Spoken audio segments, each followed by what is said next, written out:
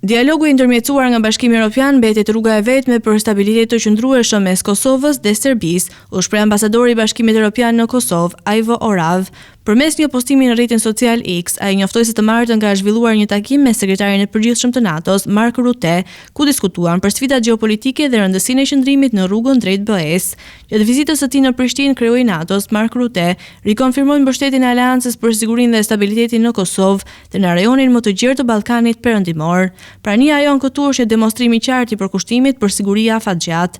NATO ka mbështetur paqen dhe stabilitetin në Ballkanin Perëndimor për dekada dhe ekipet e ndërlidhjes së KFOR vazhdojnë të ndihmojnë institucionet e tjera të sigurisë. Një rajon më i sigurt sjell më shumë siguri dhe për NATO-n, deklaroi Rutte në një konferencë për shtyp. Sekretari i NATO-s theksoi se të dyja palët si Kosova ashtu dhe Serbia duhet të bëjnë kompromis për të avancuar dialogun. Ai nënvizoi se ky proces kërkon vendime të vështira, por është thelbësor për stabilitetin dhe sigurinë afatgjatë në rajon.